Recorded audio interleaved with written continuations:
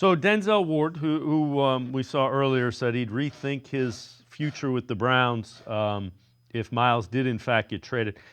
He was asked if he thought Myles Garrett could change his mind. This again from Pro Football Talk, NBC Sports. Well, I sure hope so. I hope so that he changes his mind. But like I say, it's his decision. But yeah, definitely go still be in talks, and hopefully we can all get on the same page and keep Myles Garrett and go from there. Try to get some wins in the city. Like you're gonna try to call him a few times and beg him and I'm try to blow like his phone recorrect up. the situation and be like, "Are you sure you want to leave and do all that crap?" All right, for sure. All right. Now, remember, he's under contract for 2 more years, and there's a huge cap hit. So let me ask you this, though.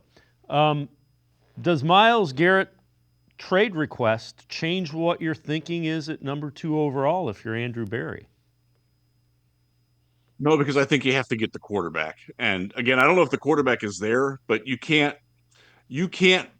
take the risk of passing on, let's say it's Shedeur Sanders, because I don't think that he's going to Tennessee. Just my thought there. I don't know that. If he goes to the Raiders and becomes Rookie of the Year, like you're done. Like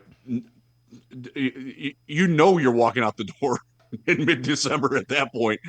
You can't do that. So I think you have to take, if you're not taking the quarterback, you have to take a weapon. And obviously, if you get rid of Myles, we talked about it, you got to.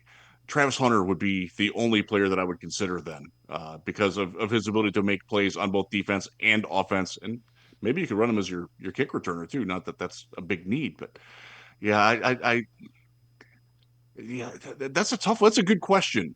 But I don't think it. I don't think it does, because you're not going to be looking to replace Myles with that pick. That guy just isn't there in this draft. So here's the other question, and I know you've talked about Travis Hunter. My concern with Hunter, and it's not unlike when they drafted JOK. They gave JOK pieces of the defense so they didn't overwhelm him. Man, if you have a guy that can play both sides of the ball, how do you have to have a plan in place. We view him as this, and if it's a wide receiver, you give him most of the offense and you kind of find a way to sprinkle him in. If it's a cornerback, you're our lockdown corner, and we're going to limit a package on offense that when you're in, we're running. Because the easiest thing in the world is you're our main receiver, you're our main cornerback. Do all of this now. And then hurt, and then you'd have nothing either way.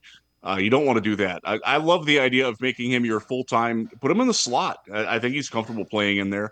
That's sort of a playmaking position that's emerging more and more within the NFL. And then you have him be your slot receiver. Maybe do some mixing and matching on the inside, outside. Run him in, again, 10 to 15 plays a game.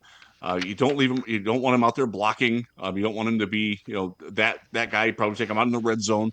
I think that would be the fundamental usage for him. But yeah, you've got to be careful with some of these things, because you don't want to overwhelm them. JOK is a good example. Remember Isaiah Simmons, who went to the Cardinals, was considered the best safety, the best linebacker, and the best edge, all in the same draft. And he wound up being none of those, because they asked him to do everything instead of doing one thing. That's a very good caution on your part.